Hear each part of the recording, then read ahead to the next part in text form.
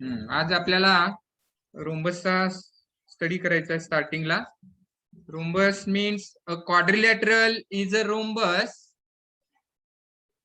if all of its sides are congruent. तर क्वाड्रिलॅटरलच्या all sides जर congruent असतील तर त्याला आपण रोम्बस असं म्हणतो.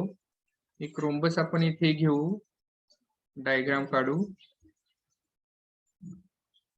त्याच्या ऑल साइड्स इक्वल असतात.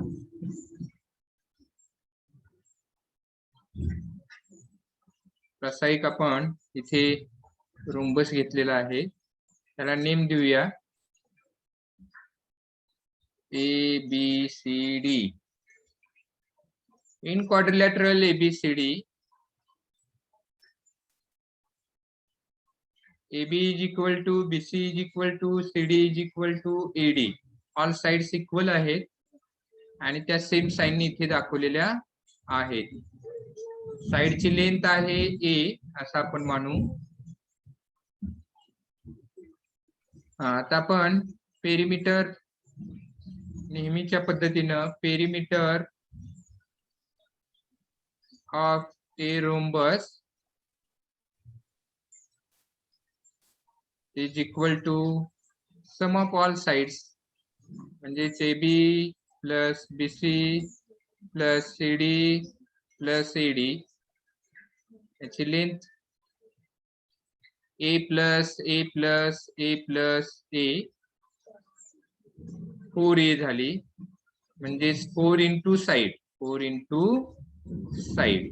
तर आपल्याला इथे फॉर्म्युला मिळालेला आहे. Okay.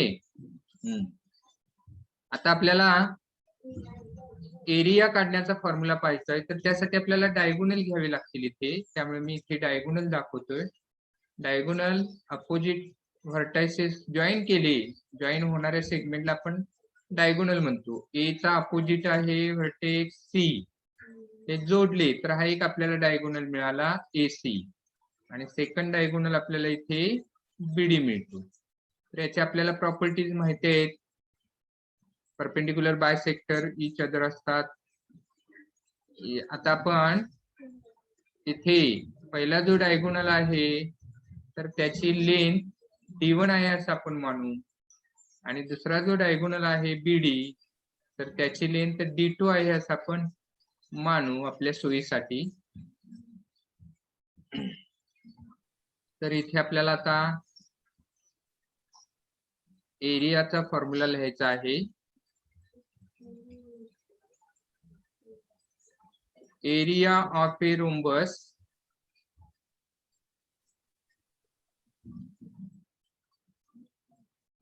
is equal to 1/2 into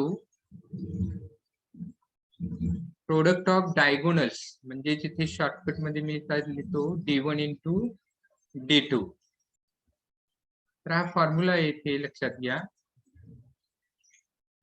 तर याची काय लेंथ दिली असेल तर ते आपण इथे लेंथ घेऊ शकतो, किंवा स्टार्टिंगला 1/2 इंटू फर्स्ट डायगोनल आहे C, सेकंड डायगोनल आहे BD, आणि मग लेंथ घेऊ शकतो. तर हा फॉर्म्युला आपल्या लक्षात राहणं गरजेचं आहे. याच्या व्हॅल्यू दिल्या तर ते आपल्याला व्हॅल्यूच्या आधारे त्याचा एरिया काढता येतो. ओके. तर इथे आपल्याला हे जे दोन फॉर्म्युले आहेत तर ते आपल्याला माहिती असणं गरजेचं आहे. आता आपल्याला सर्कलचा स्टडी करायचा आहे.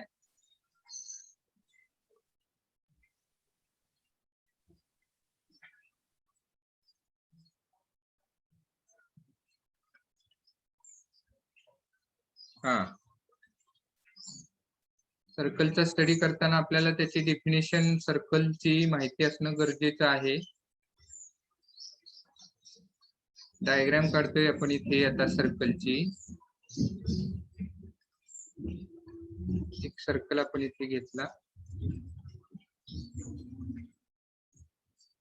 Circle means the set of points in a plane which are equidistant from a fixed point in the plane is called a circle. ही झाली सर्कलची डेफिनेशन. तर इथे जो फिक्स्ड पॉइंट आहे, तर या फिक्स्ड पॉइंटला आपण सेंटर म्हणतो. तर फॉर एक्झाम्पल इथे आपण ओ नेम दिलं, तर O is the centre of the circle.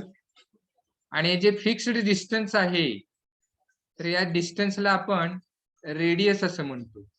आणि रेडियस आपण नेहमी आर या स्मॉल लेटरनी दाखवतो. जर का आपण सर्कल वरचे एनी 2 पॉइंट्स घेतले आणि ते जर जॉईन केले, the segment joining any 2 points on a circle is called chord. तर हिला आपण कॉर्ड म्हणतो. इथे आपण नेम देऊया काहीतरी A B. Segment A B is chord of that circle. इथे पी जर दिलं तर सेगमेंट ओपी ही रेडियस आहे. ओके, तर ही झालेली शॉर्टकट मध्ये आपल्याला माहिती पाहिजे आहे. आणि लार्जेस्ट कॉर्ड हा सेंटर मधून जातो. समजा इथे एक मी असा कॉर्ड घेतलेला आहे, जो लार्जेस्ट आहे, अर्थातच तो सेंटर मधून गेलेला आहे. समजा इथे आपण नेम देऊया C D, which is known as diameter. त्याला डायमीटर म्हणतात आणि तो डी अक्षराने दाखवतात, आपल्याला माहिती आहे. तर रेडियस आणि डायमीटर याच्यामध्ये संबंध आहे, तो कोणता? तर D is equal to 2r. D is equal to 2r. Diameter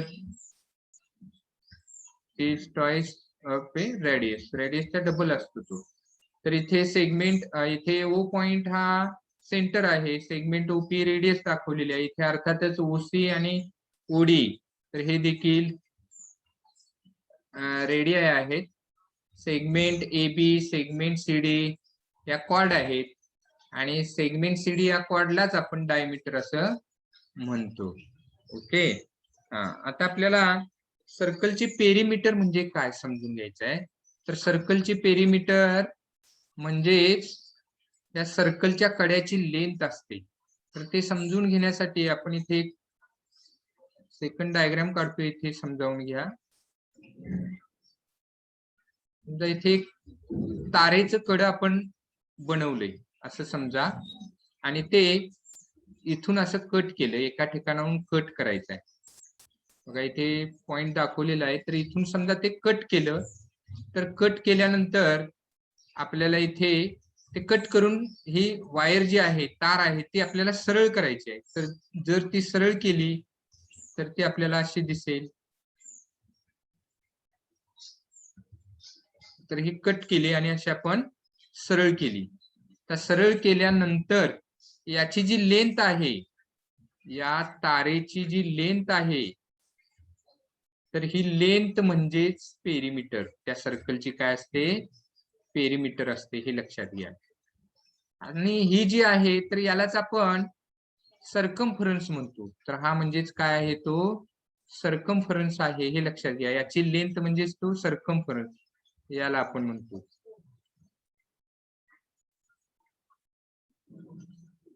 circumference. आणि सर्कमफरन्स हा नेहमी सी या लेटरने दाखवला जातो. आणि याचा फॉर्म्युला आहे पाय डी. आणि डी ची व्हॅल्यू जर 2r ठेवली तर 2 पाय आर होतो. 2 पाय आर. तर हा झाला सर्कमफरन्स. म्हणजेच सर्कलची पेरिमीटर म्हणजेच सर्कमफरन्स असतो, हे लक्षात ठेवा.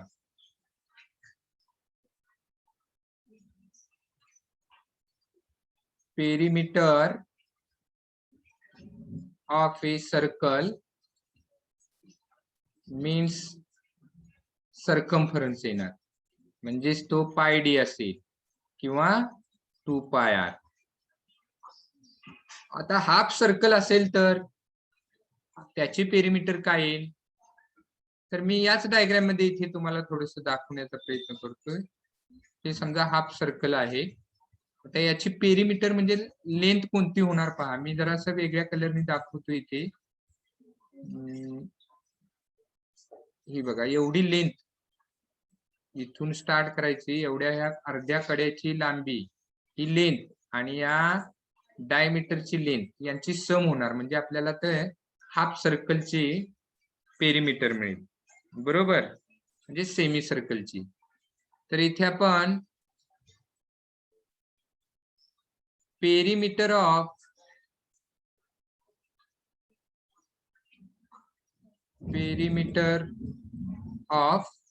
सेमी सर्कल,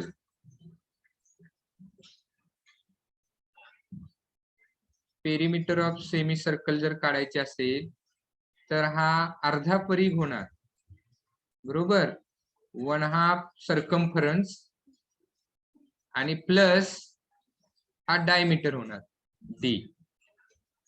आणि त्याच्यामुळे आपण फार तरी ते व्हॅल्यू ठेवली 1/2 इंटू सी ची व्हॅल्यू पाय डी ठेवली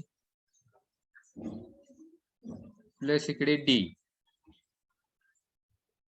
हा, तर इथे असंही आपल्याला सूत्र मिळेल, पाय डी अपॉन 2 प्लस डी होणार.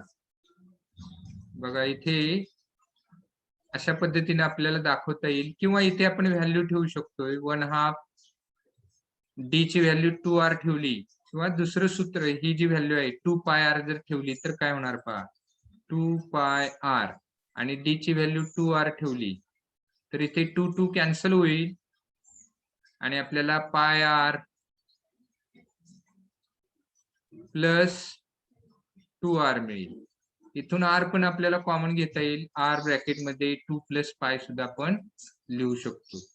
तर इथे आपल्याला हे सेमी सर्कलचे पेरिमीटर मिळाले, सेमी सर्कलची पेरिमीटर मिळालेली आहे. हा, तर हे वेगळ्या वेगळ्या पद्धतीने लिहिता येईल. हे इथे 2 2 कॅन्सल झाले, पाय आर प्लस डी असंही लिहिता येईल. एखाद्याने पाय आर प्लस डी लिहिलं तरी सुद्धा चालेल. तर हे सुद्धा बरोबर आहे, पाय आर प्लस डी कसंही आपण घेऊ शकतो. तुम्हाला काय ही संकल्पना समजणं गरजेचं आहे. ओके. हा, तर आपण सेमी सर्कलच्या बाबतीत इथे पाहिलेलं आहे.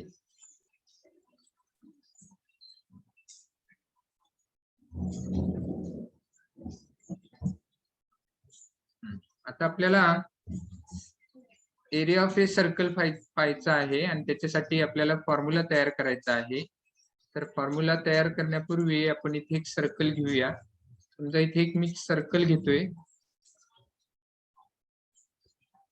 असं एक सर्कल घेतलं.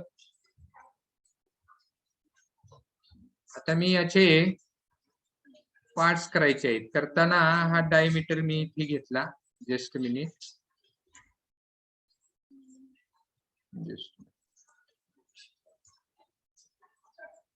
तर याचे 2 पार्ट्स झाले. पुन्हा याचे 2 पार्ट्स केले, आणखीन असे उभे 4 पार्ट्स झाले. तर असे पार्ट्स करत जायचे छोटे छोटे. इथून मी हाफ केलं, पुन्हा इथून हाफ करतोय, 8 पार्ट्स झाले. पुन्हा याचे पुन्हा हाफ पार्ट्स करतोय, इथून इथून जितके करता येतील तितके असे मॅक्झिमम त्याचे इक्वल पार्ट्स करायचे आहेत. समजा असे मी इथे इक्वल पार्ट्स केलेत.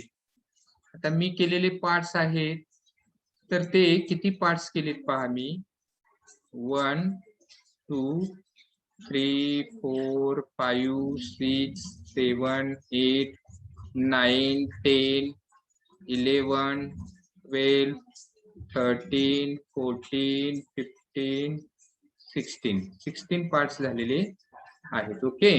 तर असे मॅक्झिमम पार्ट्स करायचे. आपण एक एक्झाम्पल म्हणून आपण इथे फक्त आता इथे 16 पार्ट्स केलेले आहेत. ओके. आता नेक्स्ट पार्ट पहा.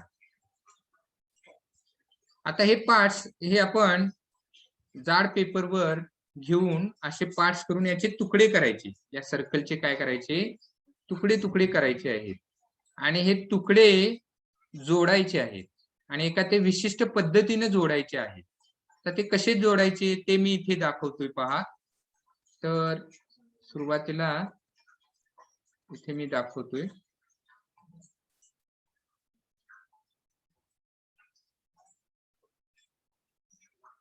जोडल्यानंतर कसे दिसतील ते आपण इथे दाखवतोय. हे लगेच तुम्हाला आकृती कळणार नाही, मी दाखवतो तुम्हाला. पूर्ण आकृती झाल्यानंतर समजेल. 1 2 3 4 5 6 7 8 9 10 11 12 13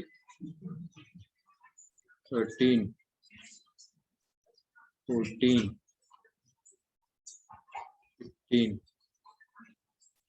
16. ओके. हा, इथे मी आता दाखवतो. हा पहा, पहिला पार्ट आहे, हा दुसरा, हा तिसरा, चौथा. अशा पद्धतीने विशिष्ट पद्धतीने मांडणी करायची. आता मी इथे फक्त 16 पार्ट्स दाखवलेत, पण मी काय सांगितलं, मॅक्झिमम असे पार्ट्स करायचे आहेत सर्कलचे, जेणेकरून हे असे जोडल्यानंतर याच्यापासून असा रेक्टँगल तयार होतो. पहा, आता इथे दिसतात हे कमी पार्ट्स आहेत. इथे जर आपण पाहिलं हे पार्ट्स जोडताना कसे जोडलेले आहेत तर ते समजून घ्या. तर हा पहिला पार्ट आहे इथे, हा पहिला पार्ट पहा, हा उलटा ठेवलेला आहे. हा दुसरा पार्ट, हा तिसरा, चौथा, पाचवा, सहावा, सातवा, आठवा, नववा,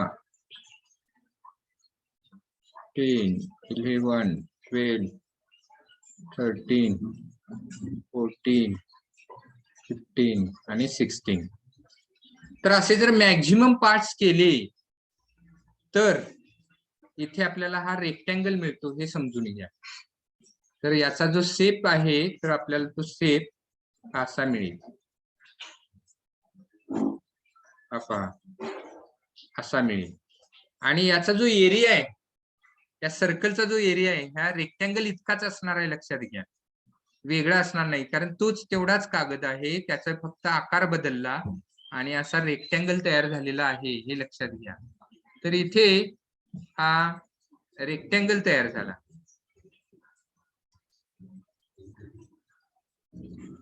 रेक्टँगलचा एरिया कसा काढतात हे आपल्याला माहिती आहे. मग याची आपल्याला लेंथ आणि ब्रीड्थ शोधायची आहे. लेंथ आणि ब्रीड्थ शोधावी लागेल, मग आपल्याला इथे त्याचा एरिया काढता येईल. आता तो शोधायचा कसा, तर इकडे अगोदरच्या आकृतीमध्ये पाहायचं. आता इकडे हा भाग पहा, मी इथे दाखवते तो. तर हा वरचा पार्ट आणि हा खालचा पार्ट म्हणजे हे सर्कमफरन्स आहे, लक्षात ठेवा. हा साईडचा कडेचा भाग आहे, ही अर्धी कडा आहे सर्कलची, आणि वरची आहे ती अर्धी कडा आहे. हा सर्कलचा पार्ट आहे, कडेचा पार्ट, आणि हा कडेचा पार्ट आहे. म्हणजेच सर्कमफरन्सचा हाफ पार्ट आहे हा. याची लेंथ म्हणजे सर्कमफरन्सचा हाफ पार्ट आहे. सर्कमफरन्सचा फॉर्म्युला आहे 2πr. ते पहा 2πr, त्याला हाफ करायचं आहे, म्हणजे हे 1/2 ने मल्टिप्लाय करायचे, म्हणजे 2 2 कॅन्सल होतील, πr येणार. πr, बोला. हा, तर इथे πr येणार आहे. आणि याची जी इथे पहा ही ब्रीड्थ आहे, तर ती रेडियस इतकी येणार आहे, म्हणजे r इतकी येणार आहे, r. तर इथे πr आलं, म्हणजे लेंथ मीन्स इथे πr मिळाली आपल्याला,